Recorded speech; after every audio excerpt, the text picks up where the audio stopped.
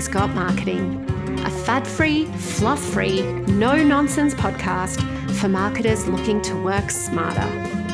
I'm your host, Mia Fileman, a marketing strategist with over 2 decades of experience and an entrepreneur. I'm tired of marketers telling you what you want to hear. Instead, I tell you what you need to hear. During the show, I chat with creatives and strategists about all the aspects of marketing, but especially marketing campaigns. Unpacking and dissecting marketing campaigns is what I do for fun. Got Marketing is brought to you by Campaign Del Mar, the marketing education platform where marketers and entrepreneurs go to upskill. Let's dive in, shall we? Hello, everyone, and welcome back to the Got Marketing podcast. I just wanted to say such a huge thank you to all of you for tuning in. You have helped make this a top 20 podcast in Australia, which is just a wee bit exciting. So thank you, thank you, thank you. Today, we are going to talk about becoming a customer fanatic because for me, good marketing comes from really good listening. It's really not rocket science. Yes, I love data. I'm a marketer.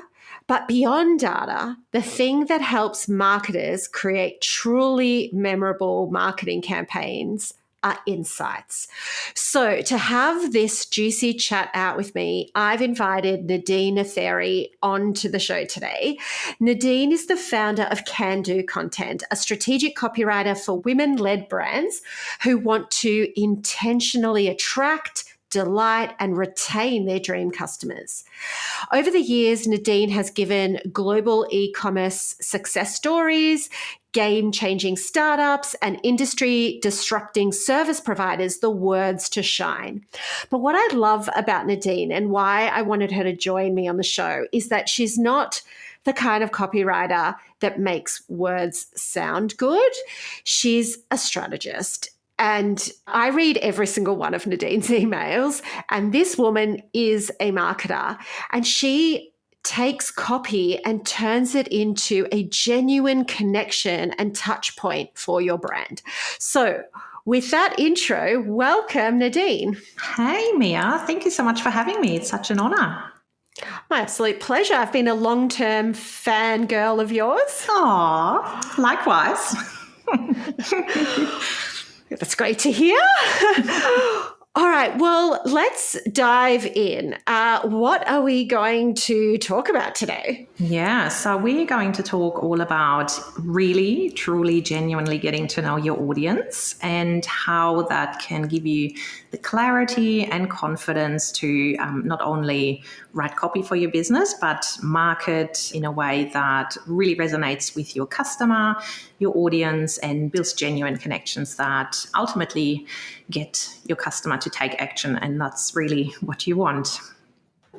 Yeah. And look, most of the people that listen to this show are marketers. So they understand that. They know they need to do it.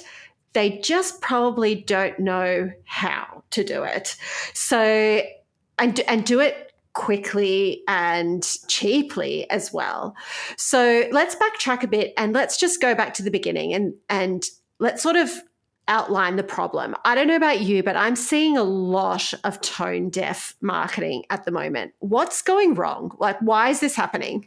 Yeah, I find too many, especially businesses that are still trying to find their feet when it comes to marketing, are jumping at any opportunity, any trend that comes up online and try to integrate it into their marketing, whether it's, a Reels trend or a current situation that might work for some brands, but is not really, on brand for them. So the problem there is they're jumping at current situations. It's opportunistic and it is not leading with empathy, what marketing really should be all about. And truly speaking to your customer and giving them what they need rather than the agenda that you want to push. Yeah. So I don't know about you, Nadine, but I have a corporate background and we would never take anything to market, campaigns, major marketing materials, TVCs, any sort of messaging to market without first focus grouping it. Yeah, exactly. And that's where the problem is that, maybe a few men in suits somewhere come up with an idea. Sorry to say it so bluntly, but, often the case. So someone comes up with this glorious idea, thinks it's genius and it gets it out there rather than, again, asking the person on the receiving end, the audience, to have a look at it and see whether it sits right within, cultural circumstances and, societal norms as well. So I would always, even with copy, make sure you sense check it with people before, investing big money, time, effort into it and making sure you haven't missed the mark somewhere. Oh, absolutely.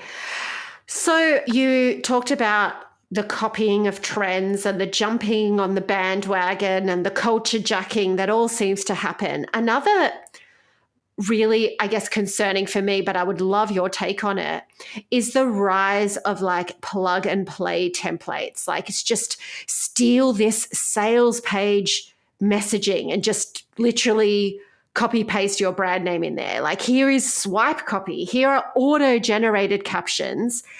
And like, it's just don't be original, just follow this formula. What's the problem with that?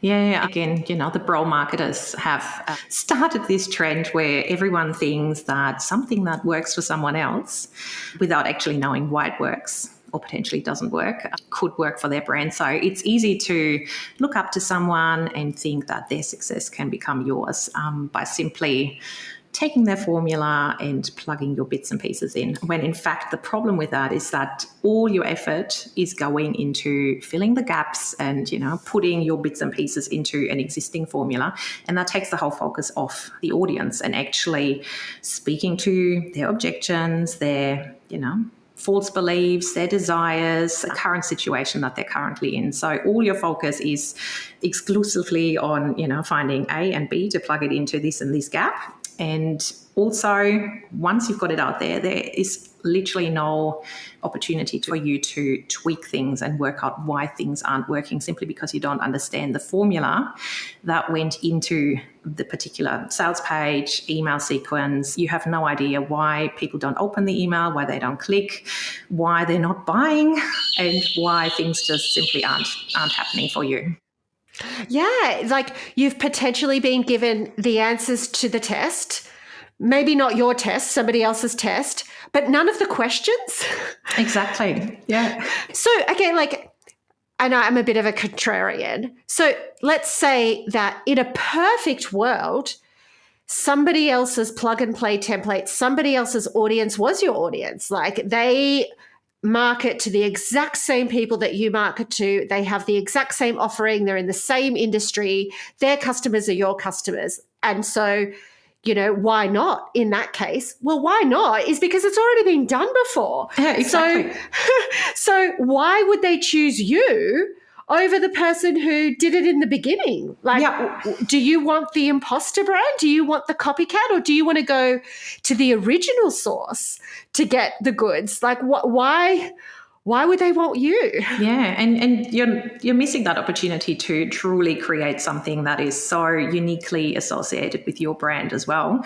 You want people to associate certain terms, certain expressions, certain ways of saying things with your brand. And if you simply copy what someone else has put out there, there's going to be that disconnect where, the reader goes, hang on, that is completely different to what this brand sent me 2 weeks ago. So it all needs to fit together. And the only way to get it to gel and to really work for you is to start with the audience and build that empathy and genuine interest in your customer. Sure. Yeah. So in the intro of this episode, I talked about how for me, marketing is really about very good listening, that your customers will tell you everything that you need to know. And not even your customers, your audiences.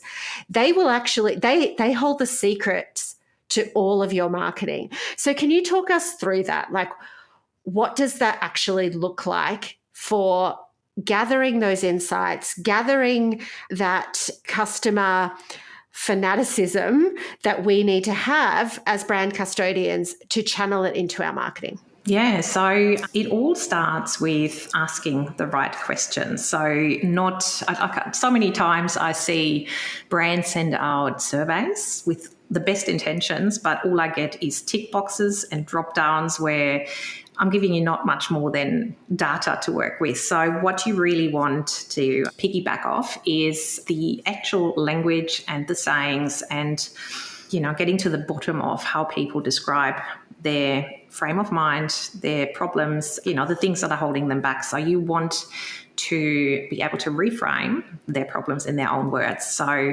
that saves you not only, guesswork and coming up with fluffy language that doesn't actually resonate. It does 80% of the lifting for you, I'd say, because ultimately copywriting is 20%, having a thing for words and knowing the right formulas and knowing how to structure it in a way that guides the reader to the point you want them to get to. But 80% is understanding the audience and being able to use the words, use the expressions, and use the exact terminology that your audience describes their problem in, because that's the only way your reader is going to nod along and feel truly heard, seen and understood and, motivated to work with you and choose you because you truly understand them. So I would start with a customer survey to begin with. It's super cost effective nowadays. Google Forms, for example, is free to use, and it is super simple to come up with an on-brand survey that you can then send out to your existing customer list. You can also survey customers. So if you're a service-based business, for example, customers that inquired with you but didn't end up buying with you. So that's another great way to get to know those objections and things that you might have to tweak in your messaging or in your offer as well. And ask open-ended questions. So literally, I like to call it the story arc. So take them on that journey from when they first, realized they had a problem. What did that look like? What was going on in their lives? Then how did they go about fixing that problem? What made you the perfect solution? What was going on, while they were working with you or using your product? How does their life look like now, once they've worked with you and they've got that product in their lives? And so make sure they're open-ended. Keep it to a maximum of 10 questions, I'd say, because we're all busy. People are trading, their time for not much benefit for them, seemingly. And it also helps to link a small reward to the survey as well. So it doesn't have to be huge, even a little, chocolate pack, a chocolate hamper that you give away among anyone who answers. We're all somewhat selfish, let's face it. So if you get a survey request and there's something in it for you, you're much more likely to respond. And then once you've got those responses, sit down over a cuppa and take the time to sift through it all and make up a spreadsheet, come up with a spreadsheet or a way that works for you, how you organize those findings. And you literally look at any objections that are coming up, any needs and desires, so what people are looking for, why they were coming to you in the first place, any false beliefs as well, so around price point potentially, around not having enough time. There are so many facets of beliefs that can hold people back from actually taking action. Then the transformation, so how their life looks different now, and sort it into these buckets. And that will help you pick up themes and pillars and also sticky terms that keep popping up again and again. And then that will educate objections you have to overcome. So even in the lead up to a launch, for example, it helps you create content that gradually guides your audience to be ready to actually receive the offer, because you can't launch something without actually priming your audience. And then very powerful as well, once you have those glorious insights, I would out for people who are very generous with their insights and also are happy to jump on a phone call with you. So incorporate a question there, asking them whether they're happy to jump on a call with you, because that allows you to dig deeper. So, book a Zoom call, because face-to-face builds relationships and is much more personable than a phone call, and ask them further questions to the points they've given you. Again, open-ended questions, more listening than actually asking questions. You want them to share with you. and go deeper and then ask them to elaborate on certain ideas that spark your interest. Make sure you've got a variety of insights as well, so a variety of opinions, so you can then cover all angles. So let's just get to it. Marketers are not doing this for a couple of reasons. One, they don't like filling out surveys themselves, so they don't think that their customers are going to do it. Two, they don't know what to ask, but you've just solved that for them. So rewind and go and listen to what Nadine said about how and what to ask. And three, and this is the main one, they don't want to read the answers. They're very worried that it's, they've poured their life into a product or a service and it's someone's, not going to have nice things to say about it. Yeah. And it's hard to read. The answer is put on your big girl undies and get it done, because otherwise you are pushing shit uphill with your marketing. If you are not doing this, you are stabbing around in the dark, hoping to hit something. This is what you need to do. It's a non-negotiable in marketing to understand what your customers are saying. And rather than be defensive, if they have something perhaps not incredibly positive to say about your brand, then you need to try to remove any sort of personal feelings and just look at that very objectively and try not to take it personally. And I think marketers especially, we're very good at ignoring the overwhelming positive responses that we receive when we talk to customers and just focusing on the few negative responses and taking that so personally. And yes, there's a lot to be learned from the negative responses, but we need to remove ourselves from the equation. This is not personal. This is business. And we just need to really look at what the customer is saying and see how we can address it in our marketing and in our delivery. Yeah, and there's so much opportunity in those seemingly negative comments where there is opportunity to tweak your product to be even more successful and to generate more sales, or to develop new products that speak to this particular audience that didn't quite get the outcomes they were hoping for in, the product they purchased. So take it as a way to improve your business and continually learn and grow and implement processes that move you forward rather than hold you back. Yeah. And I have an example of a client who received quite a few negative reviews because people had expected a certain thing was included with the product. And she's just like, well, I don't know where they got that notion that should be included. And it's like, hang on a second. Why don't you go out and run a poll? Hey, if you're buying this product, do you expect that this is with it? Do you expect the batteries to be included with the toy? Yes or no? And then it was really interesting. That's actually, the majority of people were like, yeah, no, definitely. If I'm buying this product, I expect this. And it's like, okay, you don't have to include it. What you need to do, though, is manage those expectations. I'm not saying you need to go and include that, but you need to make it very clear that batteries are not included. Yeah, exactly. Yeah, totally. So this thing that you're talking about, there's a name for it, and that's voice of customer data, right? Yeah. Because as marketers, we love to use all this wonderful flowery language and jargon, and we will describe something in a way that customers might not describe it. I've personally come up against this. No one, and I mean no one, really says in the morning, "Ooh, I need a marketing campaign." That's not the language that they use, right? It's like, I need great marketing to launch my product, or I need help with getting my name out there. They don't say, I need a marketing campaign. So this is where the voice of customer language comes in, because if we are using terms and language that they are using in our marketing, it's more likely to appeal to them because they have a need for that as opposed to a marketing campaign. Yeah, and it makes it outcome driven again as well, because all that fluffy language, get your marketing campaign and, launch this. People can't relate to it. Whereas if you give them tangible pain points, outcomes, things that actually are happening for them on a daily basis, it makes it so much more relatable, and people actually feel understood. They think, you get them rather than just trying to sell your product. So you are on the same page and you understand their pain and you're literally there to help them get to where they want to be. Yeah.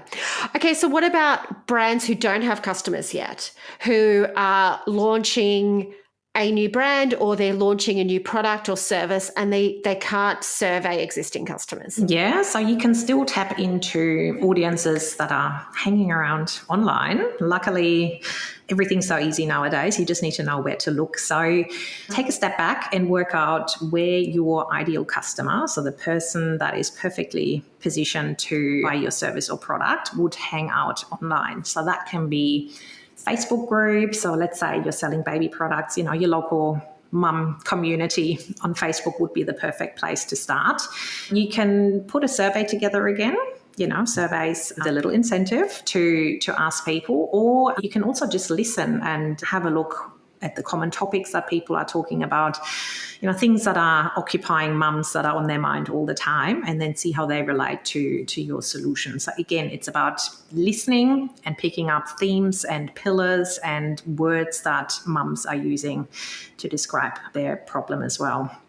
You can also, if you're a product-based business, look at reviews on Amazon, for example, of similar products and filter, sift through those again for sticky terms and themes that are coming up, things they are criticizing, for example, so that we're, annoying them on your competitor product. It's all opportunities to tweak your product and your campaign and your messaging to make sure you give them everything they want.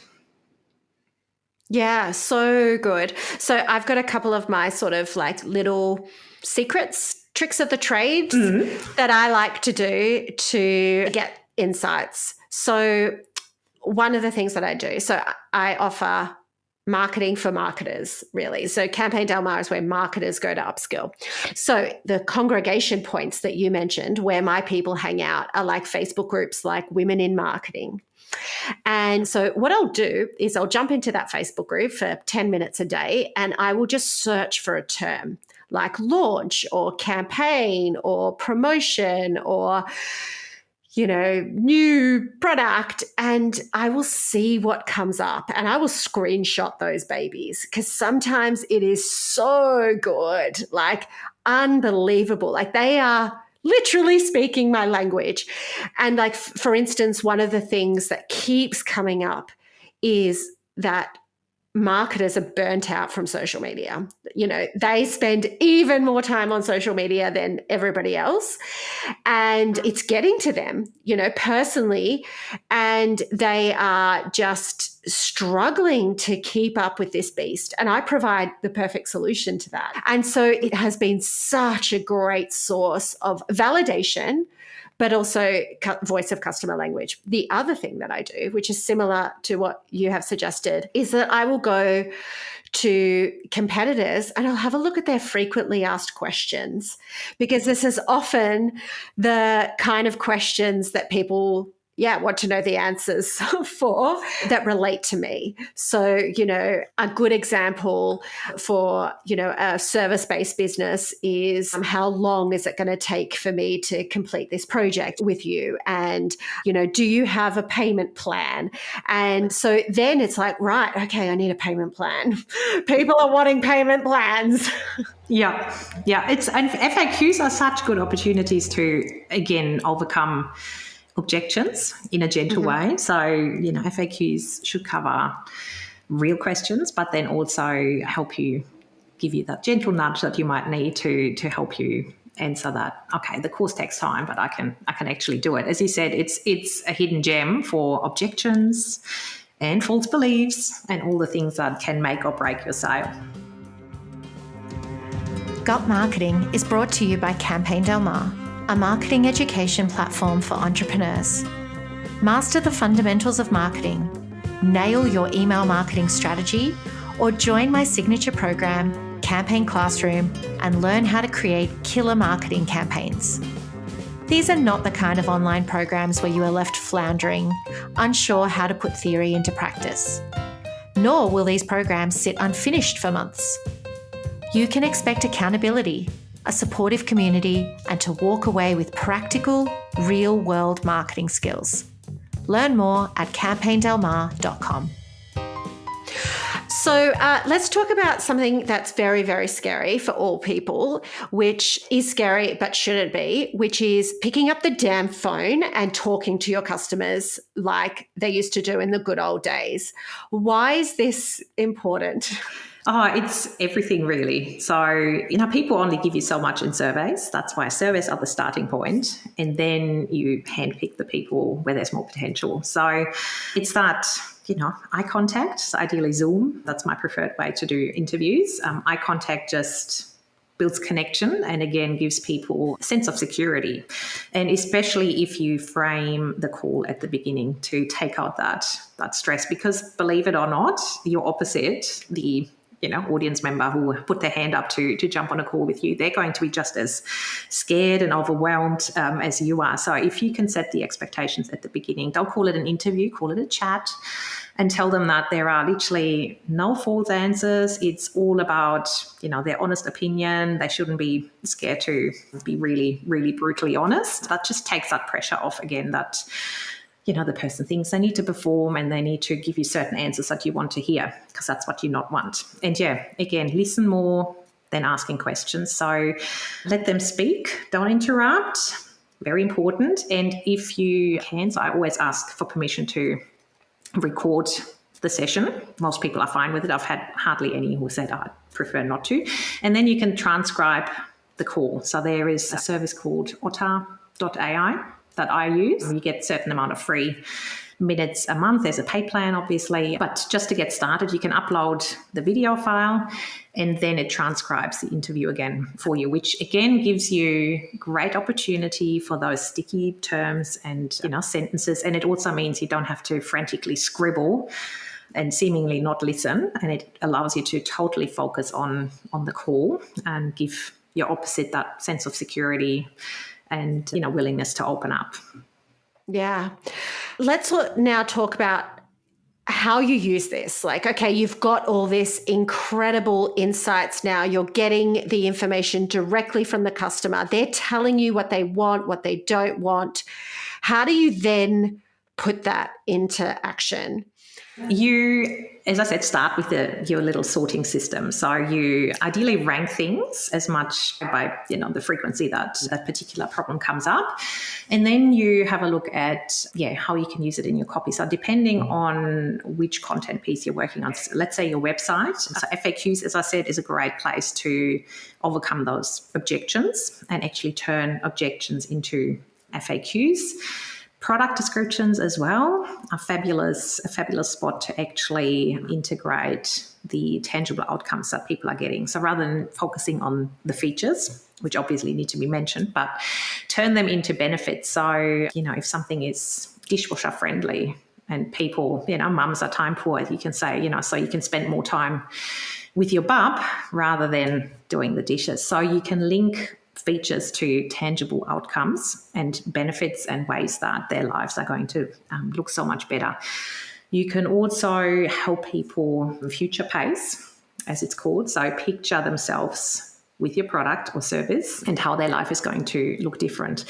Too many times people are pushing, the negative Nancy, I like to call, so focusing on how terrible the life is. Like, people know their lives are missing something, otherwise they wouldn't be looking for the solution. You don't need to tell them that they're depressed, they're overweight, they know all that. So shift your marketing and actually focus on the positives, that there is, a solution. Life can look like this.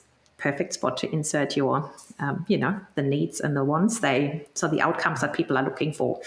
And it just shifts your whole take on marketing to a positive place rather than that, guilt-driven action and people actually feeling so terrible after reading your copy that they are just so desperate to, to buy anything. So it just empowers your audience to make educated choices because they feel like you truly understand them. Yeah, so good. Now, it's important to mention that with all of this, please only survey people who represent your ideal customer. It is irrelevant what your husband's, auntie's, cousin's daughter thinks about your marketing and your branding. Like, not all opinions are created equal. And so a lot of the objections that I get from people saying, oh, but if I'm only doing 5 customer interviews, how statistically significant are those customer interviews? I'm like, well, if they represent your target audience personas, they represent your ideal targets, and they're very relevant, and as we've spoken about, it's finding those common threads. Like if you have 5 interviews and you start to hear the same things and these patterns emerging, that is absolutely a thing that a lot of other people are going to feel. Like if you're already seeing that in 5 interviews, then you bet your bottom dollar that it's happening across the wider audience segment. Yeah. And I have so many inquiries where I'm talking people through the importance of audience research. And then pretty quickly I get, well, if I only get, if we only have 10 customers to work with, or I don't have any clients yet, how relevant is this going to be? And it's all about the quality over the quantity. So even if we get, as you said, 5 responses that give us everything, that can totally educate the copy and the direction for the messaging, significantly. Yeah. And just a great example of how to actually use these insights in your marketing, Jess Rufus, who's the founder of Collabosaurus, has told me this great story about her platform. And so she has a marketing technology platform, an app that essentially is a brand-to-brand collaboration tool. And that's a bit of a mouthful to try to explain, and it can be quite difficult to put that in words. And then she ran focus groups, and it was somebody in that focus group that said, sorry, this may seem like a dumb question, but are you a matchmaker for brands? And she was like, yes, yes, that's what I am.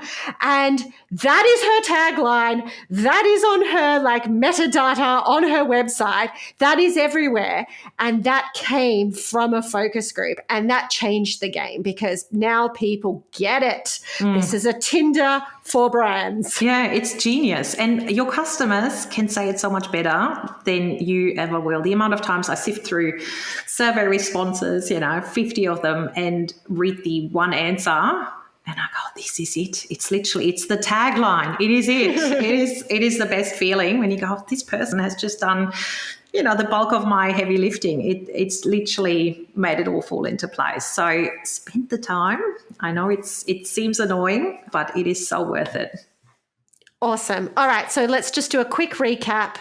Please go and talk to your customers. Please go and listen to them. Hang out where they hang out. Be a low-key stalker and listen to the words that are coming out of their mouths and collect those insights into a spreadsheet or a document so that you can go back to them and use that as the starting point for any of your messaging or any of your marketing. Don't be afraid to pick up the damn phone and have a good old chat over a cup of tea with a customer. It is going to save you so much pain down the track, hearing directly what their pain points are rather than making assumptions that, oh, well, that seems to be somebody else's pain point, so I'm sure it's my pain point too. Not necessarily. Very few businesses are exactly the same, have the exact same offering and the exact same target audience. And what else, Nadine? What else have I missed? Lead with empathy. So from a genuine place of wanting to help your audience, because they're smart, they're going to pick up if you're there to, push an agenda or push your own sales. So lead with empathy and the rest is going to follow. Oh, so amazing. It was such a pleasure chatting with you. So let us know how brands can work with you or tap into your incredible brain. Yeah, so I've got several ways of working with me. I can help you with your audience research. So I do the heavy lifting for you before we write copy together. If you already have all the glorious insights, there are ways to work together as well. So I would highly recommend hopping over to my website, candocontent.com. You can also take my quiz to find out your customer charming superpower, which is going to give you very specific tips how you can maximize your unique strengths when it comes to copywriting as well. Otherwise, you can find me on Instagram at candocontent and all the places that I hang out online. I'd love to, have a chat to you. Amazing. I'll put all of those in the show notes so that people can easily get in touch. But Nadine is, as I'm sure you have understood from the last 35 minutes, is a legit marketing expert. And so it has been such an honor, Nadine. Thank you. Oh, thanks so much for having me. It's been an absolute blast. Thank you. You listened right up until the end. So why not hit that subscribe button and keep the good marketing rolling?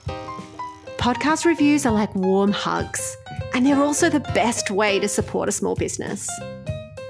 You can connect with me, Mia Fileman, on Instagram or LinkedIn, and feel free to send me a message. I'm super friendly.